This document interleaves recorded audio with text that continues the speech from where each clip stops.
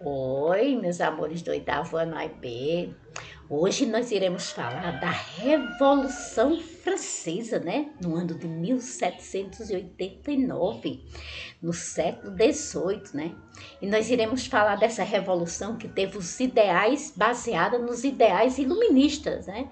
Onde o povo se revoltaram e tomaram o poder do rei, né? Do rei Luís XVI, onde ele vai ser destituído do poder, vai ser guilhotinado e a classe, né, o terceiro estado, que é representado pela burguesia, vão tomar o poder dentro da França, né? E vocês prestem bastante atenção, gente, porque é um conteúdo que necessita de muita atenção para compreendê-lo. Preste atenção. Foi um conjunto de eventos que ocorreu no ano de 1789 e foi até o ano de 1799 e alterou o quadro político, econômico e social da França. Antes da Revolução, a França era caracterizada pelo antigo regime, ela era governada pelo poder absolutista. Lembra o poder absolutista, que é o poder concentrado nas mãos do rei? Um absolutista monárquico e o mercantilismo, e a sociedade era estamental, né? A Revolução rompeu com o antigo regime, ou seja, tirou o antigo regime do poder, o poder absolutista, né? O rei agora não irá mais governar durante o processo desta revolução. Vocês vão ver que no final o rei é destituído do poder. Então acaba-se o poder absolutista dentro da França. Mas também nós iremos ver grandes conflitos e consequências terríveis para a população francesa diante desta revolução. Mas era necessário ocorrer esta revolução para que os reis perdessem esse poder que eles obtinham, um poder absoluto dentro da França.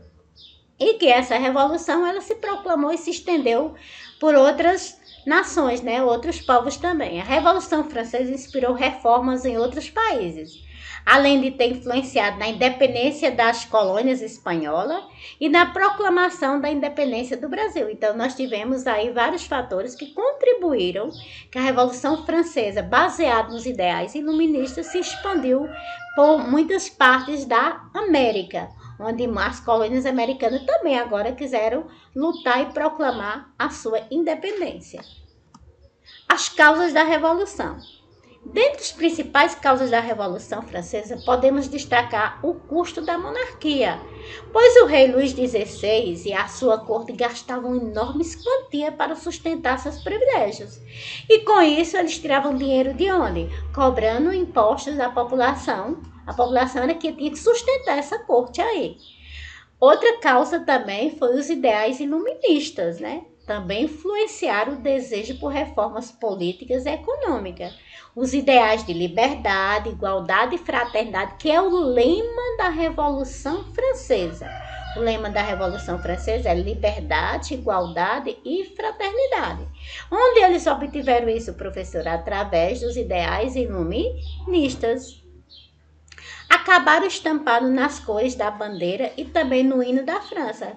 A França, a bandeira francesa, ela tem os ideais de liberdade, igualdade e fraternidade. E o hino francês também tem esses mesmos ideais. O gasto com a guerra pesou na economia do país. A França participou da guerra da... Lembra que a França ajudou as 13 colônias a se tornarem independentes? Ela ajudou as 13 colônias que formaram os Estados Unidos da América e lutaram contra a Inglaterra também na Guerra dos 7 Anos. E isso fez com que a França se enfraquecesse também economicamente. Por isso que o rei Luís XVI vai começar a cobrar altos impostos da população francesa. Então essas aí são as causas que iniciou-se a Revolução Francesa. Como era a divisão do Estado na Revolução Francesa?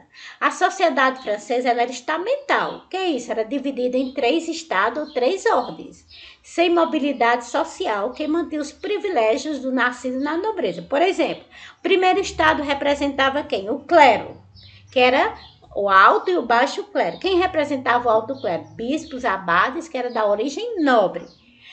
O baixo clero, que eram os padres de origem popular. O segundo estado era representado pela nobreza, a nobreza de sangue e a nobreza de toga. Quem era a nobreza de sangue? Eram os herdeiros da nobreza feudal, aqueles que já vinham da descendência familiar. Quem era a nobreza de toga? Eram alguns burgueses que compravam o título de nobre. E o terceiro estado, que era o povo, que era representado pela burguesia, a alta burguesia, a média e a pequena burguesia. E os pobres, que eram os camponeses e trabalhadores urbanos e os desempregados. Então, a divisão da sociedade francesa era o primeiro estado, o clero, o segundo estado, a nobreza e o terceiro estado, a burguesia.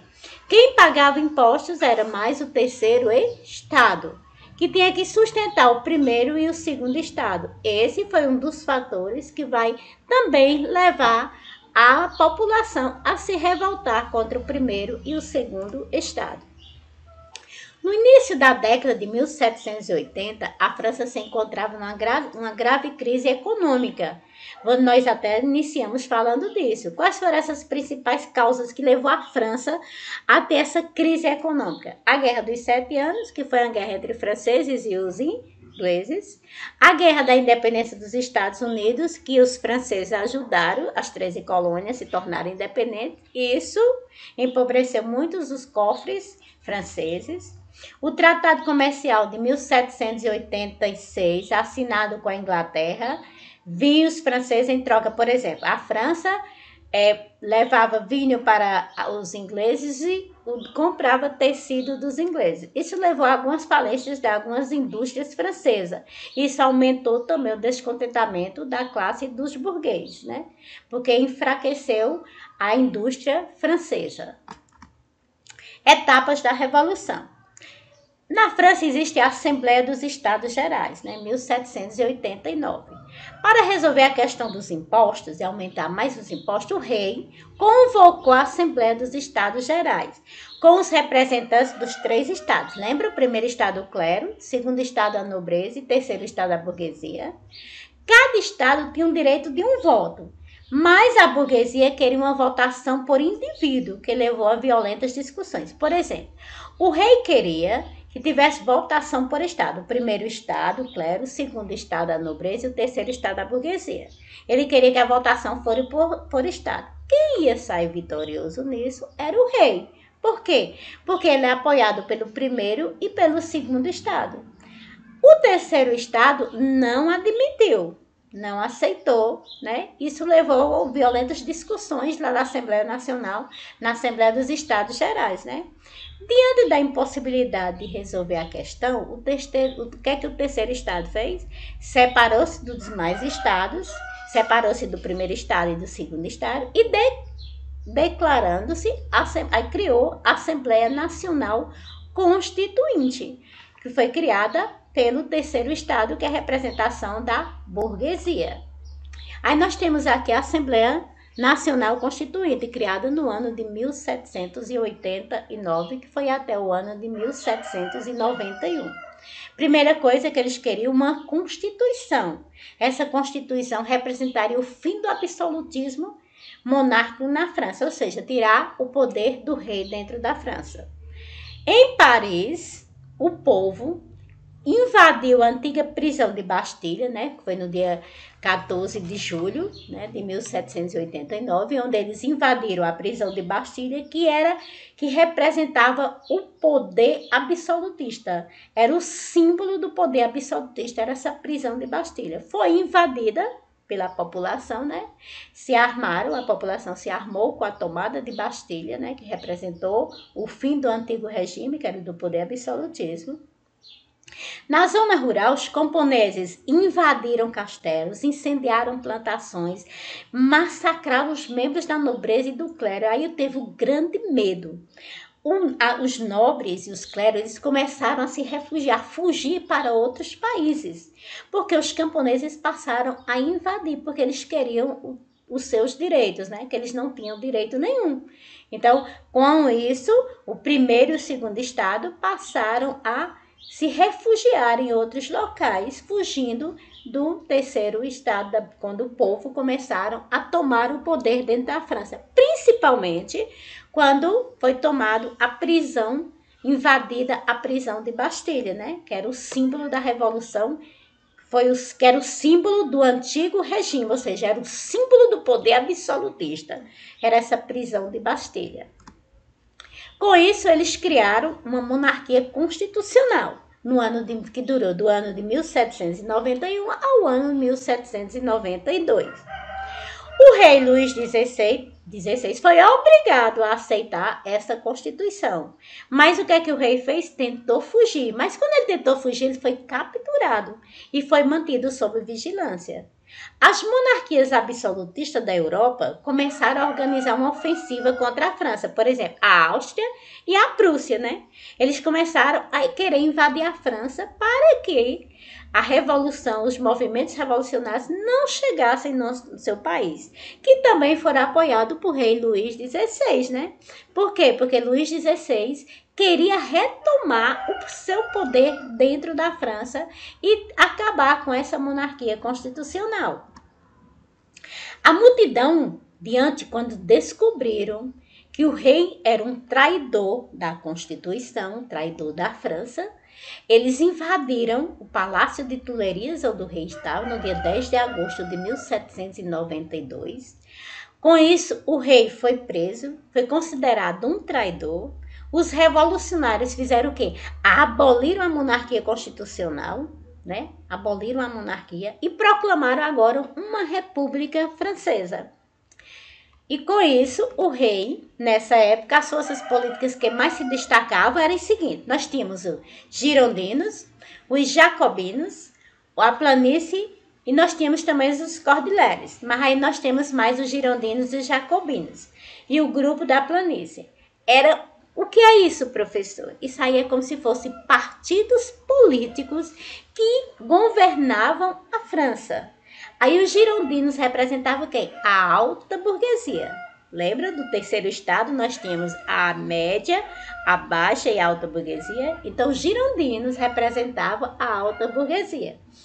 Os jacobinos representavam a pequena e a média burguesia. E o proletariado de Paris. Eram radicais e defendiam os interesses do povo, liderado pelo seu líder Robespierre e Sartre. Pregavam a condenação à morte do rei. Eles queriam que o rei fosse executado. O grupo da planície apoiava sempre quem estava no poder. Se os girondinos tivessem no poder, eles apoiavam os girondinos. Se os jacobinos estivessem no poder, eles apoiavam os jacobinos. Mas agora, quem vai ficar no poder, vão mandar executar o rei, vai ser os jacobinos.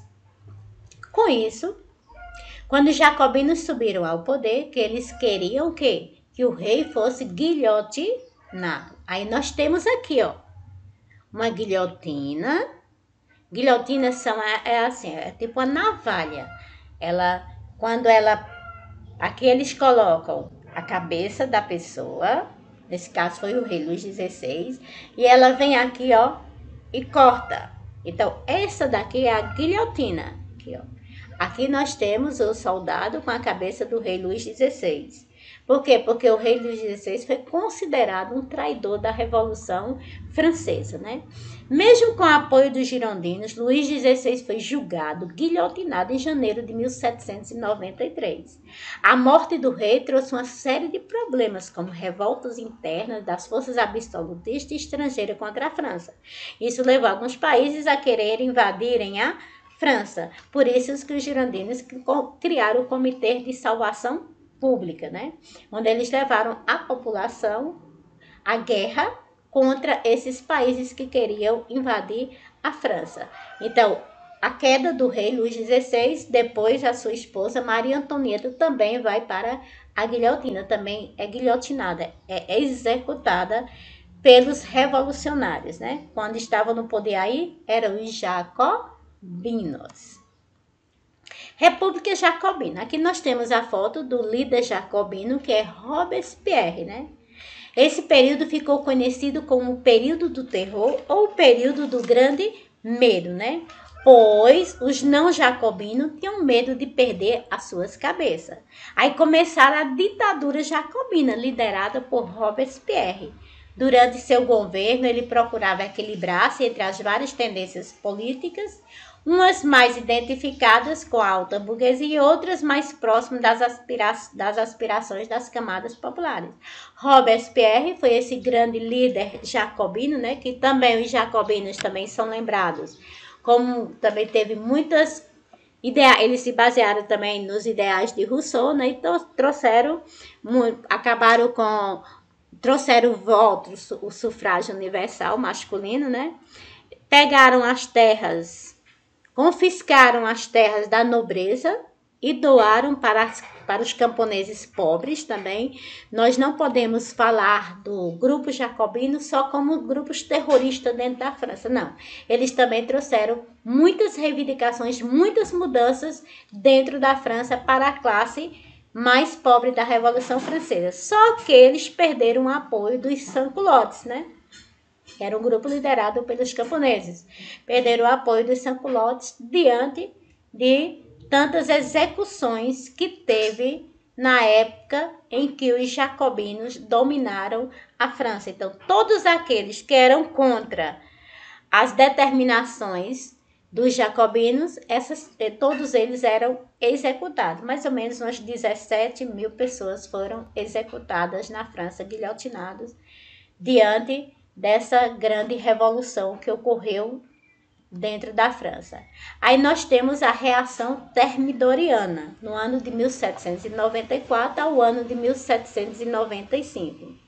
Robespierre, que foi um grande líder jacobino, os jacobinos vão sofrer um golpe, os girondinos vão tirar os jacobinos do poder, e aí onde o líder Robespierre, que foi aquele líder que aprova a execução do rei Luís XVI, ele também agora vai ser guilhotinado, também vai ser retirado do poder, né?